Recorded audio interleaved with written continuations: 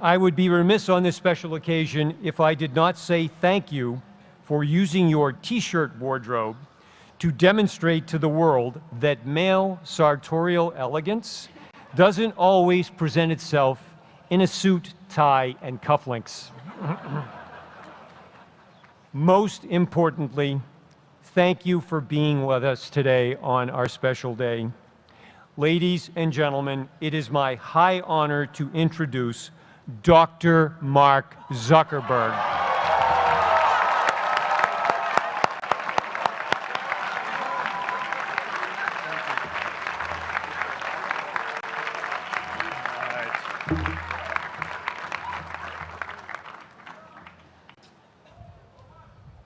I love this place. Thank you all for coming out in the rain, the pouring rain. We're going to make this worth it for you. President Faust, Board of Overseers, faculty, friends, alumni, proud parents, members of the ad board, and graduates of the greatest university in the world.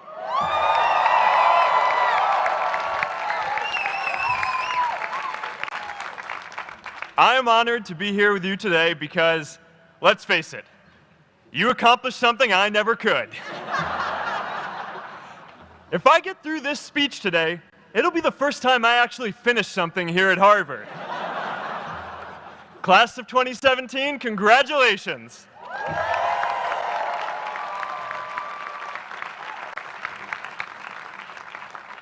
Now, I'm an unlikely speaker today. Not just because I dropped out, but because we're technically in the same generation. We walked this yard less than a decade apart. We studied the same ideas and slept through the same Act 10 lectures. We may have taken different roads to get here, especially if you came all the way from the Quad. But today, I want to share what I've learned about our generation and the world we're all building together. But first, these last couple of days have brought back a lot of good memories. How many of you remember exactly where you were and what you were doing when you got that email telling you got into Harvard?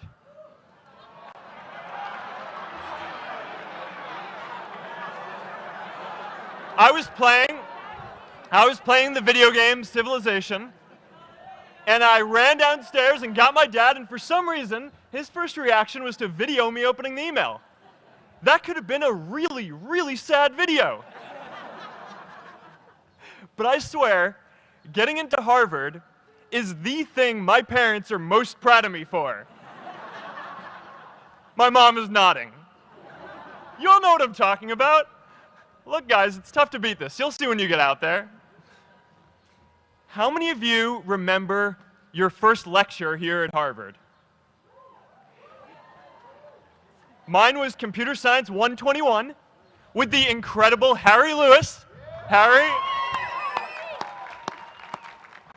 I was running late for class, so I threw on a T-shirt, and I didn't realize until afterwards that I put it on inside out and backwards, and my tag was sticking out the front. I couldn't figure out why no one in class would talk to me. Except for this one guy, KX Jin. He just went with it. We started doing our problem sets together, and now he runs a big part of Facebook. And that, class of 2017, is why you should be nice to people.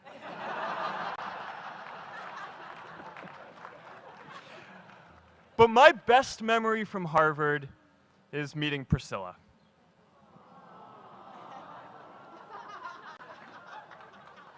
I had just launched this prank website, Face Mash.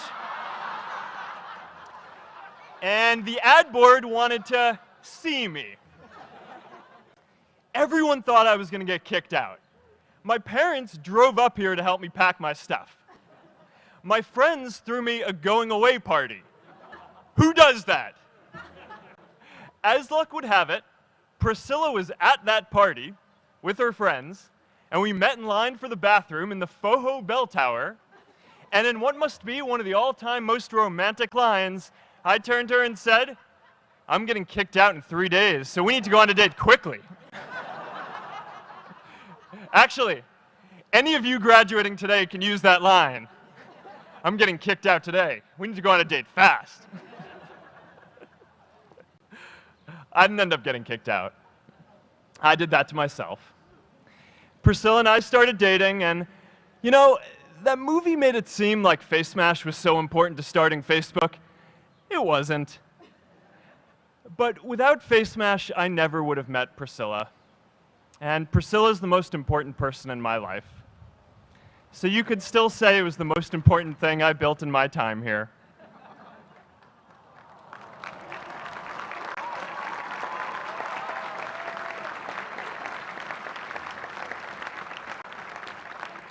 We have all started lifelong friendships here, and some of us even families. That's why I'm so grateful to this place. Thanks, Harvard.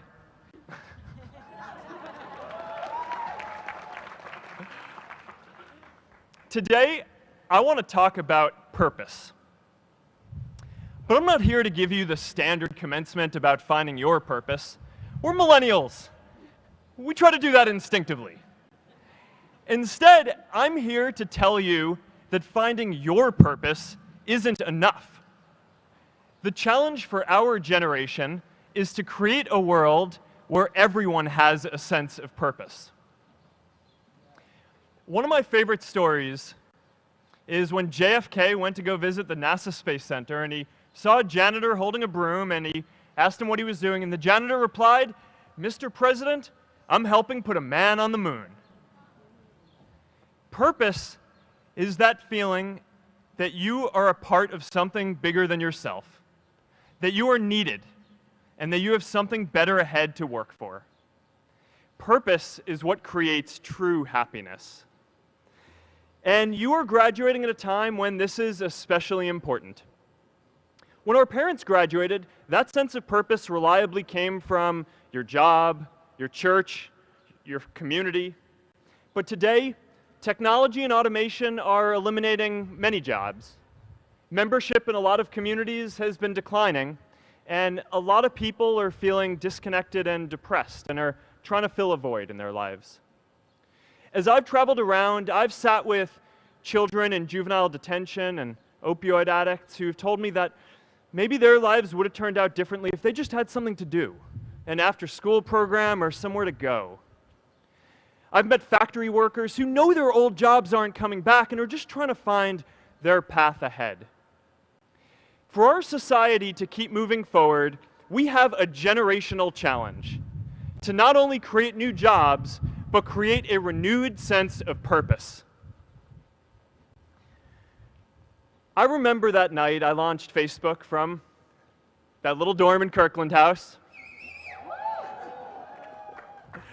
I went to Noakes with my friend KX, and I remember telling him clearly that I was excited to help connect the Harvard community, but one day someone would connect the whole world.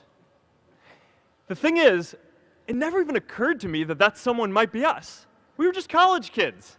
We didn't know anything about that. There were all these great big technology companies with all these resources, and I just assumed one of them would do it. But this idea was so clear to us that all people want to connect. So we just kept working on it, day after day after day. And I know that a lot of you are going to have your own stories just like this. A change in the world that seems so clear that you are sure someone else is going to do it. But they're not. You will. But it's not enough to have that purpose yourself. You also have to create a sense of purpose for others. And I found that out the hard way. You see, my hope was never to build a company. I wanted to have an impact. And as all these people started joining us, I just assumed that that's what they wanted to do too. So I never took the time to explain what it was that I hoped we'd build. A couple years in, some big companies wanted to buy us. I didn't want to sell. I wanted to see if we could connect more people. And we were building the first version of Newsfeed at the time, and I thought, if we could just launch this, it could change how we all learn about the world. Nearly everyone else wanted to sell. Without a sense of higher purpose, this was their startup dream come true, and it tore our company apart. After one particularly tense argument, one of my close advisors told me if I didn't agree to sell the company right now, I would regret that decision for the rest of my life. Relationships were so frayed that within a year or so, every single person on our management team was gone. That was my hardest time leading Facebook. I believed in what we were doing, but I felt alone. And worse, it was my fault. I wondered if I was just wrong, an imposter, a 22-year-old kid who had no idea how things actually worked. Now, years later, I understand that is how things work when there's no sense of higher purpose. So it's up to all of us to create it so we can all keep moving forward together. And today, I want to talk about 3 ways that we can create a world where everyone has a sense of purpose. By taking on big, meaningful projects together. By redefining equality so everyone has the freedom to pursue their purpose. And by building community all across the world. So first, let's take on big, meaningful projects. Our generation is going to have to deal with tens of millions of jobs replaced by automation like self-driving cars and trucks. But we have the potential to do so much more than that. Every generation has its defining works. More than 300,000 people worked to put that man on the moon, including that janitor. Millions of volunteers immunized children around the world against polio, and millions of more people built the Hoover Dam and other great projects. And now it's our generation's turn to do great things. Now I know, maybe you're thinking, I don't know how to build a dam. I don't know how to get 1 million people involved in anything. Well, let me tell you a secret. No one does when they begin. Ideas don't come out fully formed. They only become clear as you work on them. You just have to get started. If I had to know everything about connecting people before I got started, I never would have built Facebook. Movies and pop culture just get this all wrong. The idea of a single eureka moment is a dangerous lie. It makes us feel inadequate because we feel like we haven't had ours yet. And it prevents people with seeds of good ideas from ever getting started in the first place. Oh, and you know what else movies get wrong about innovation? No one writes math formulas on glass, okay? All right? That's not a thing, okay?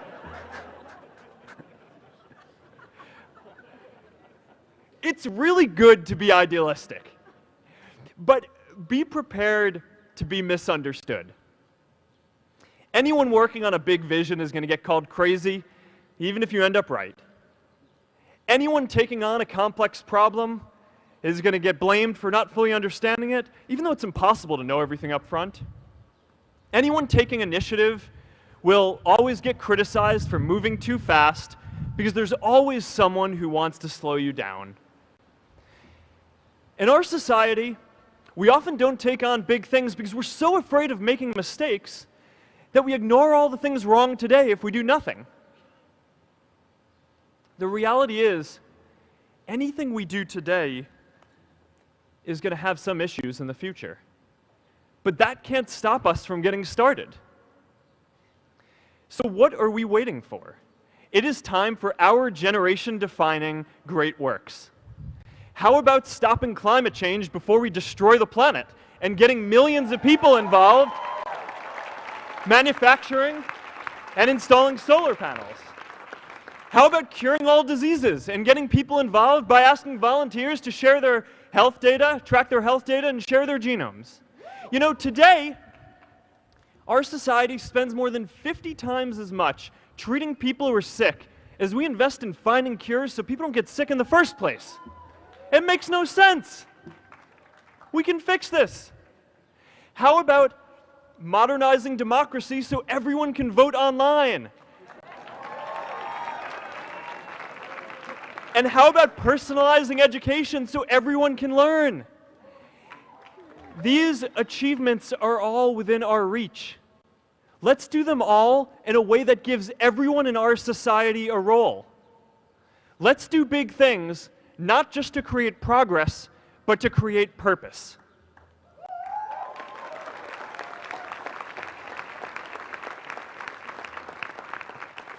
So taking on big, meaningful projects together is the first thing we can do to create a world where everyone has a sense of purpose. The second is redefining our idea of equality so everyone has the freedom to pursue their purpose. Now, many of our parents had stable jobs throughout their careers, but in our generation, we're all a little entrepreneurial, whether we're starting our own projects or finding our role in another one. And, that's great, because our culture of entrepreneurship is how we create so much progress. An entrepreneurial culture thrives when it is easy to try lots of new ideas. Facebook wasn't the first thing I built. I also built chat systems and games, study tools and music players, and I'm not alone. J.K. Rowling got rejected 12 times before she finally wrote and published Harry Potter. Even Beyoncé had to make hundreds of songs to get Halo. The greatest successes come from having the freedom to fail. Now, today, we have a level of wealth inequality that hurts everyone. When you don't have the freedom to take your idea and turn it into a historic enterprise, we all lose. And right now, today, our society is way over-indexed on rewarding people when they're successful, and we don't do nearly enough to make sure that everyone can take lots of different shots. Now, let's face it. There is something wrong with our system when I can leave here and make billions of dollars in 10 years, while millions of students can't even afford to pay off their loans, let alone start a business.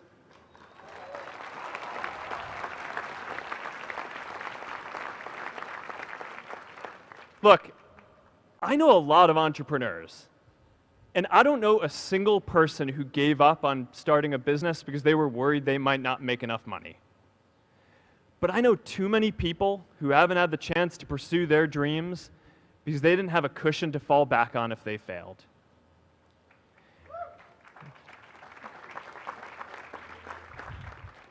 We all know you don't get successful just by having a good idea or working hard. You get successful by being lucky too. If I had to support my family growing up instead of having the time to learn how to code, if I didn't know that I was going to be fine if Facebook didn't work out, then I wouldn't be standing up here today. And if we're honest, we all know how much luck we've had to get to this point in our lives. Every generation expands its definition of equality. Previous generations fought for the vote and civil rights. They had the New Deal and Great Society. And now it's time for our generation to define a new social contract.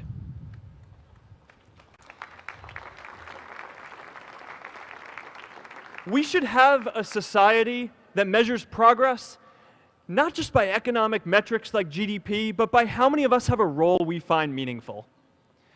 We should explore ideas like universal basic income to make sure that everyone has a cushion to try new ideas. We're all going to change jobs and roles many times, so we need affordable childcare to get to work and healthcare that's not tied to just one employer. And we're all going to make mistakes. So we need a society that's less focused on locking us up and stigmatizing us when we do. And as our technology keeps on evolving, we need a society that is more focused on providing continuous education through our lives.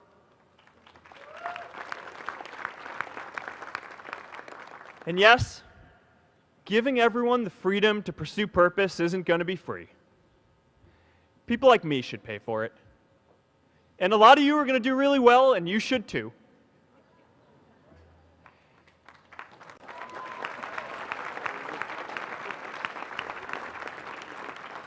That is why Priscilla and I started the Chan Zuckerberg Initiative and committed our wealth to promoting equal opportunity.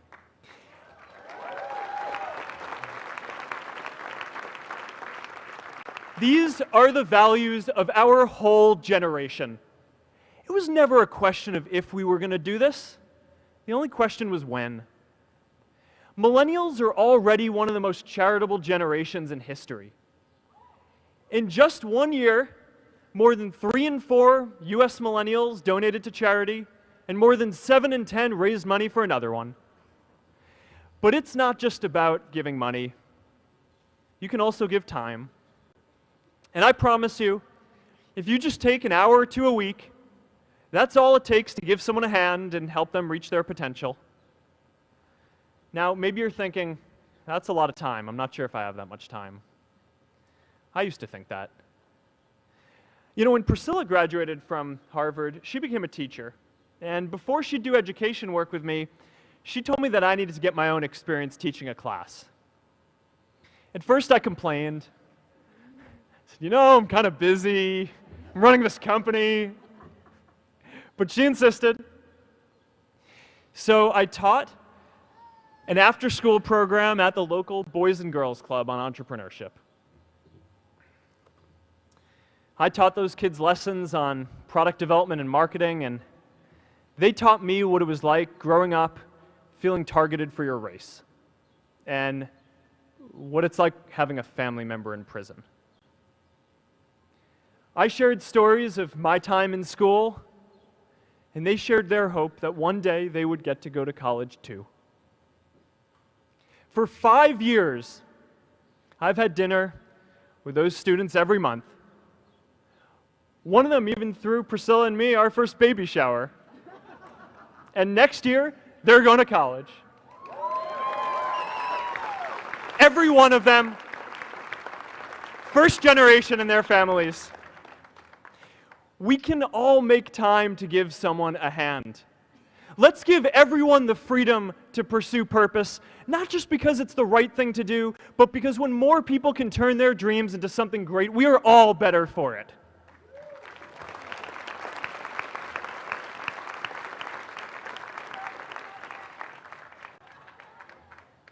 Purpose doesn't only come from work. The third way we can create a sense of purpose for everyone is by building community. And in our generation, when we say purpose for everyone, we mean everyone in the world. Now, quick show of hands. How many of you here are from another country? All right, now keep your hands up. How many of you are friends with one of these folks? Now we're talking. See, we have grown up connected. In a recent survey of millennials around the world, asking what most defines our identity, the most popular answer wasn't nationality, ethnicity, or religion. It was citizen of the world. That's a big deal. Every generation expands the circle of people we consider one of us. And in our generation, that now includes the whole world. We understand that the great arc of human history bends towards people coming together in ever greater numbers, from tribes to cities to nations, to achieve things that we could not on our own. We get that our greatest opportunities are now global. We can be the generation that ends poverty, that ends disease.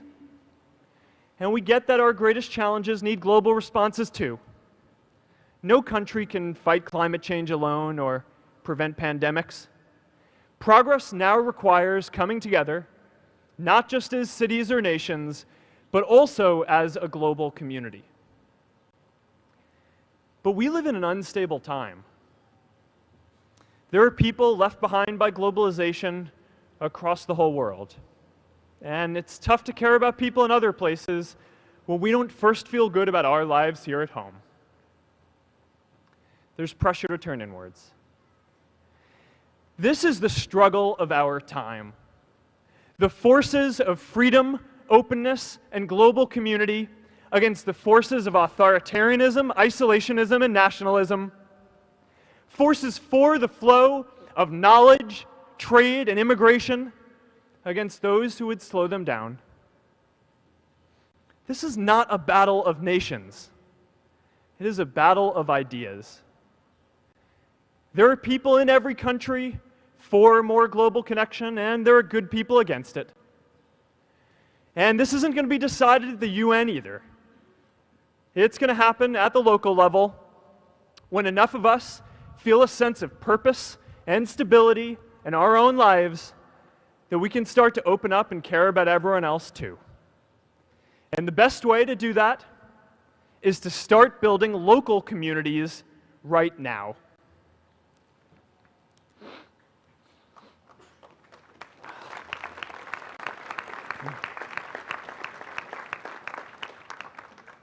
We all get a lot of meaning from our communities.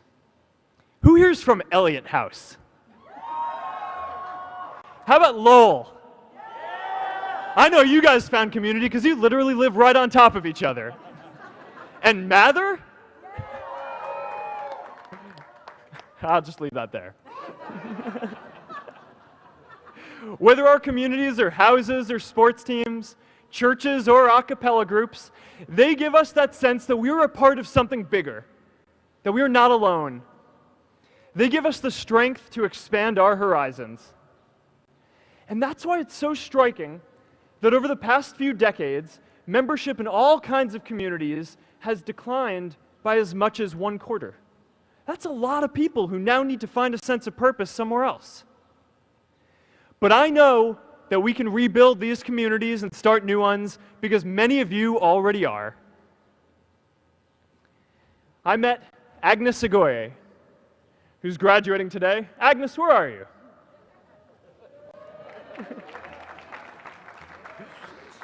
Agnes spent her childhood navigating conflict zones with human trafficking in Uganda, and now she's trained thousands of law enforcement officials to keep communities safe.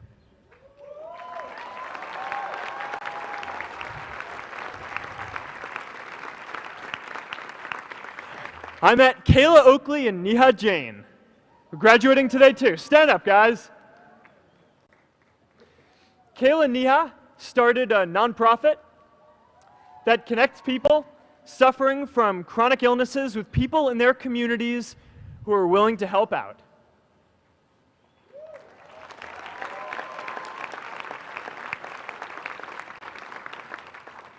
And I met David Razu Aznar, who's graduating from the Kennedy School today. David, stand up. David is a former city councilor who fought to make Mexico City the first Latin American city to pass marriage equality, even before San Francisco.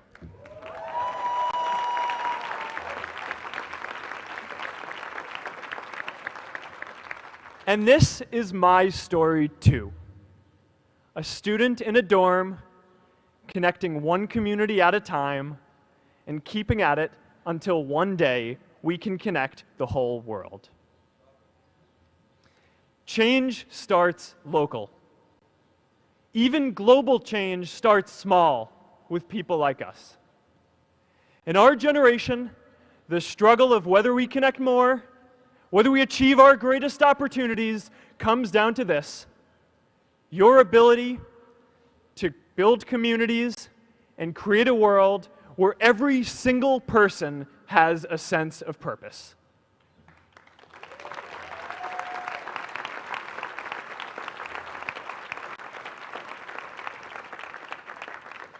Class of 2017, you are graduating into a world that needs purpose. And it's up to you to create it. Now, maybe you're asking yourself, can I really do this? Well, remember when I told you about that class I taught at the Boys and Girls Club? One day after class, I was talking to my students about going to college, and one of my top students raised his hand and said that he wasn't sure he could go to college because he's undocumented. He wasn't sure if they'd take him. Last year, I took him out to breakfast for his birthday, and I wanted to get him a gift, so I asked him what he wanted, and he just started talking about struggles that he saw other students in his class facing, and finally said, I'd really just like a book on social justice. I was blown away. Here is a young guy who has every reason to be cynical. He wasn't sure if the country he calls home, the only one he's known, was going to deny him his dream of going to college. But he wasn't feeling sorry for himself. He wasn't even thinking of himself. He has a greater sense of purpose, and he's going to bring people along with him. It says something about our situation today that I can't even say his name because I don't want to put him at risk. But if a high school senior who doesn't know what the future holds for him can do his part to move the world forward, then we owe it to the world to do our part too.